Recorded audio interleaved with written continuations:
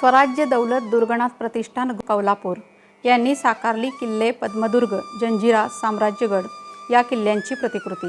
सांगली जिल्ह्यातील मिरज तालुक्यातील कोल्हापूर येथील स्वराज्य दौलत दुर्गनाथ प्रतिष्ठान ग्रुप नंबर 2 यांनी यावर्षी किल्ले पद्मदुर्ग, जंजिरा, साम्राज्यगड या किल्ल्यांची प्रतिकृती तयार केली असून ती नागरिकांना पाहण्यासाठी दिवाळीच्या कालावधीमध्ये खुली केली आहे। सदर प्रतिष्ठानच्या वतीने गेली 5 वर्षे वेगवेगळे किल्ले व दुर्गगडाच्या प्रतिकृती साकारल्या जात आहेत।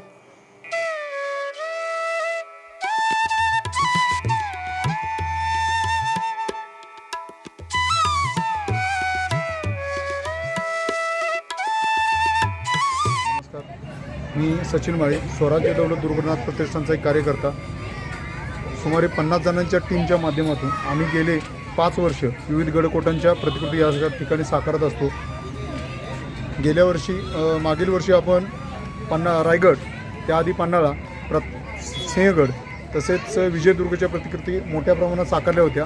त्या प्रतिकृती फक्त न साकारता तर त्याची संपूर्ण माहिती या पिढीला व्हावी, या लहान मुलांना व्हावी आणि त्याचा इतिहास हा ज्वलंत राहावा या दृष्टीनं आपण ही किल्ल्याची प्रतिकृती अगदी जशी आहे किंवा पूर्वीच्या काळात जशी होती तसं दाखवण्याचा प्रयत्न केलेला आहे। या ठिकाणी बघितलं तर यावर्षीची आपली संकल्पना आहे जंजिरा, पद्मदुर्ग आणि साम्राज्यगड। साम्राज्यगडाचं महत्त्व व पद्मदुर्गाचं महत्त्व हे अतिशय मराठ्यांसाठी खूप महत्त्वाचं होतं। शिवाजी महाराजांनी जंजिरा घेण्यासाठी खूप प्रयत्न केलेले होते।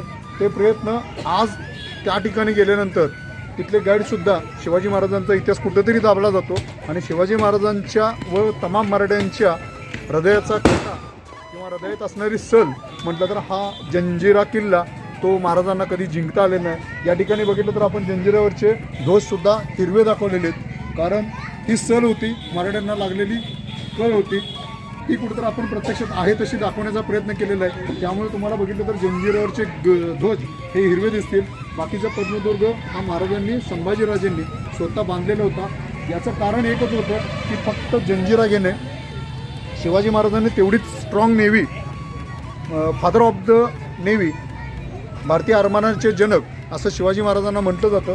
त्यांनी तितक्या मजबूत जहाजा, अगदी इंग्रजांनी सुद्धा शिवाजी महाराजांच्या जहाजा कशा तयार करतात ही माहिती शिवाजी महाराजांनी, जनक म्हणून शिवाजी महाराजांची ख्याती अगदी जगप्रसिद्ध होती।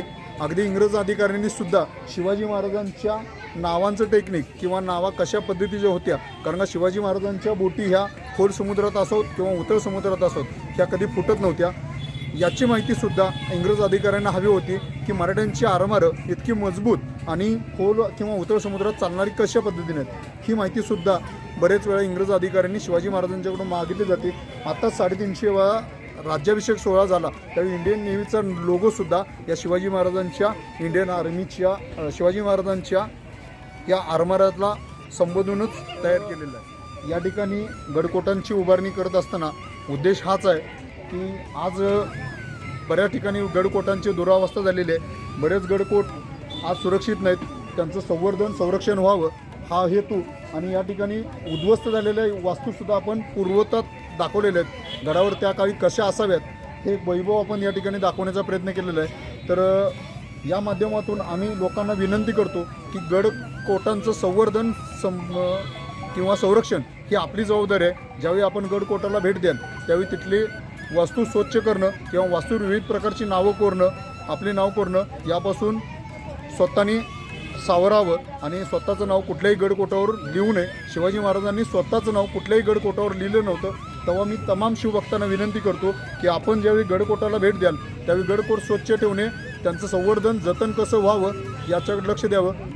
तसेच आमच्या मंडळाला रोहितदादा पवार यांनी संपूर्ण महाराष्ट्रात जे गड किल्ल्याची स्पर्धा घेतली त्या गड किल्ल्याच्या स्पर्धेमध्ये संपूर्ण महाराष्ट्रातून प्रथम क्रमांकाचं पारितोषिक आपल्या गडाला मिळालेलं होतं।